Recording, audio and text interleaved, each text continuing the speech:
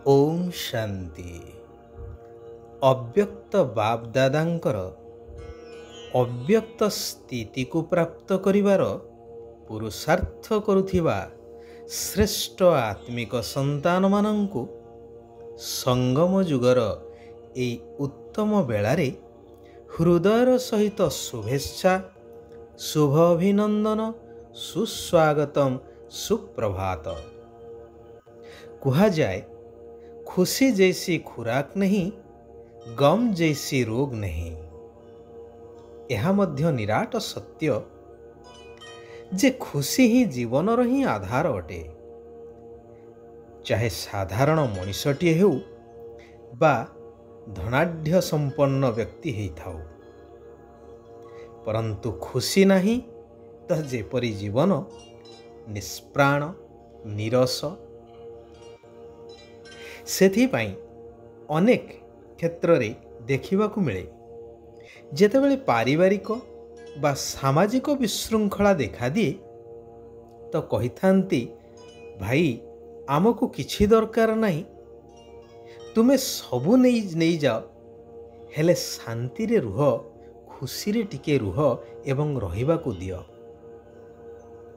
आज मनुष्य खुशी रे रहिबा पाई समस्त प्रकार प्रचेष्टा चलई आसी।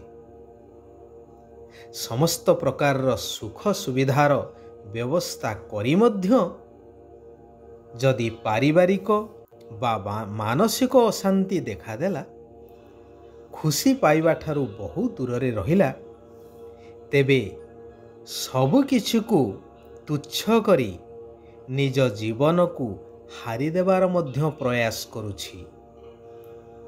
खुशी प्राप्त न हेबार मुख्य कारण हेउछि एई वस्तुवादी दुनिया रे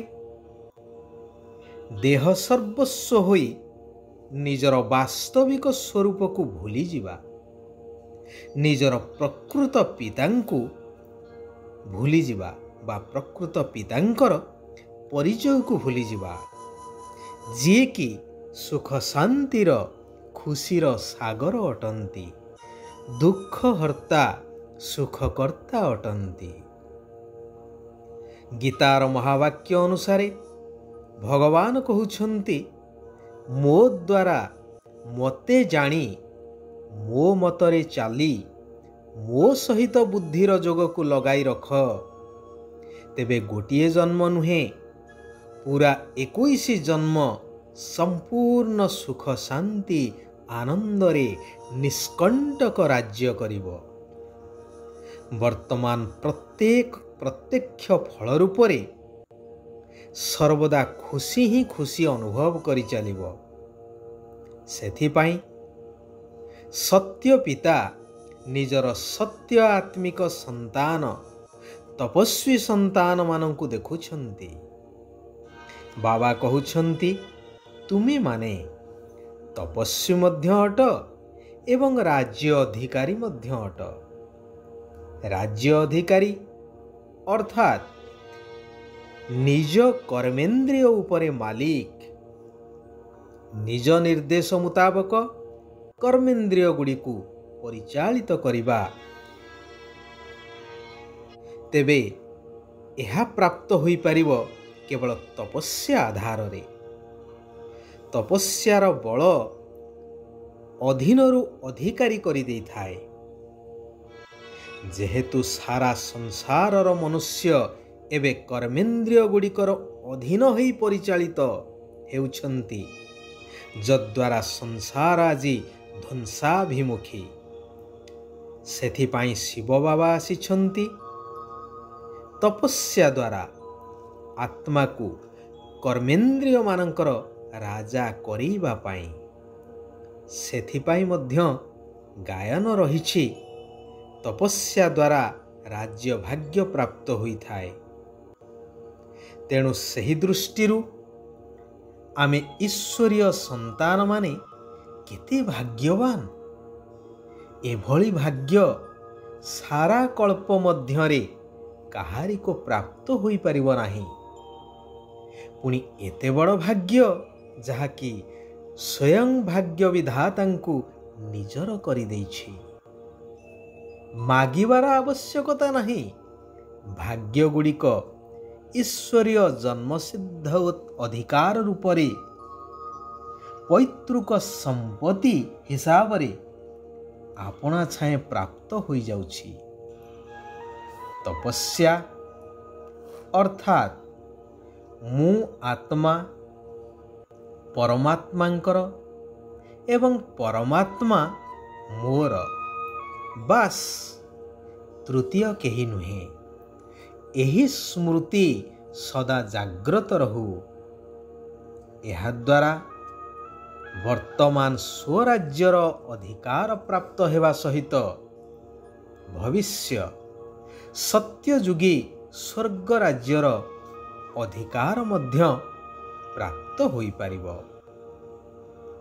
ଭକ୍ତିରେ ଆମେ ଯୁଗ ଯୁଗ ଧରି ଡାକି ଆସିଛେ ବା ଗାୟନ କରି ଆସିଛେ କି ହେ ପ୍ରଭୁ, ତୁମେ ମାଲିକ, ମୁଁ ଦାସ।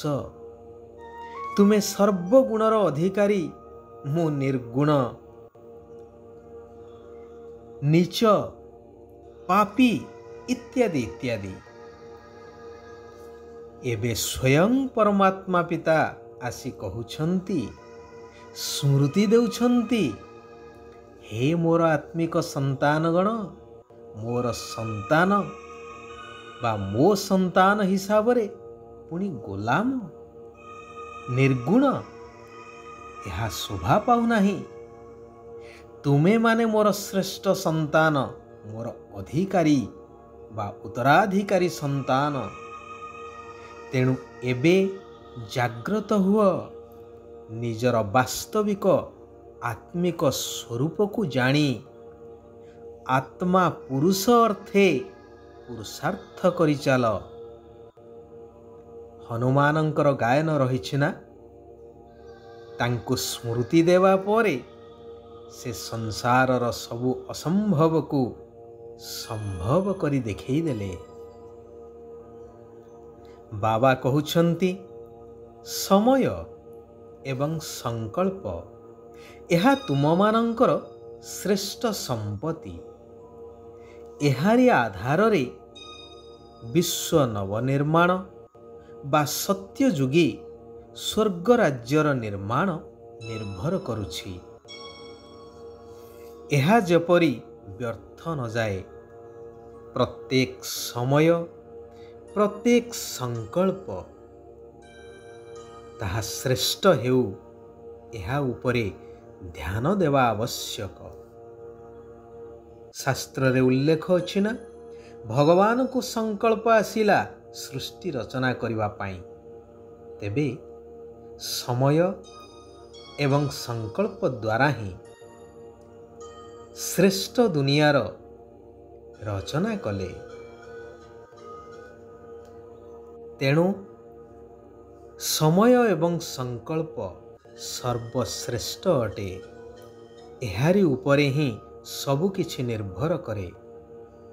ତେଣୁ ଏହା ଯେପରି ବ୍ୟର୍ଥ ନ ଯାଉ, ସର୍ବଦା ସମର୍ଥ ହେଉ, ଶ୍ରେଷ୍ଠ ହେଉ। ଶିବ ବାବା କହୁଛନ୍ତି, ନିଜର ଚାଲିଚଳନ ଏବଂ ଚେହେରା ଏପରି ହେଉ ଯଦ୍ୱାରା ପୁଣ୍ୟର ରେଖାକୁ ପ୍ରଦର୍ଶିତ କରୁଥିବ, ତେବେ ଯାଇ କୁହାଯିବ ଶ୍ରେଷ୍ଠ ଭାଗ୍ୟବାନ ଆତ୍ମା। ନିଜର ଚେହେରା ଏପରି ହେଉ ବା ଚାଲିଚଳନ ଏପରି ହେଉ, ଅନ୍ୟମାନଙ୍କୁ ଏହା ଅନୁଭବ ହେଉ, ପ୍ରକୃତରେ ଏମାନେ ମହାନ, ଶ୍ରେଷ୍ଠ, ଭଗବାନଙ୍କର ସଚ୍ଚା ସନ୍ତାନ।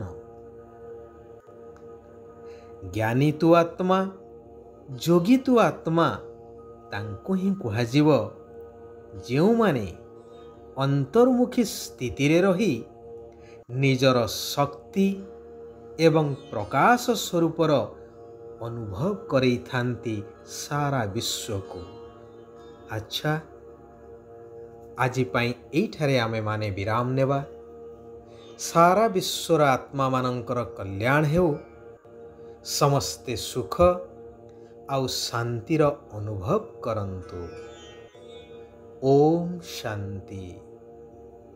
ओम शांति। ओम शांति।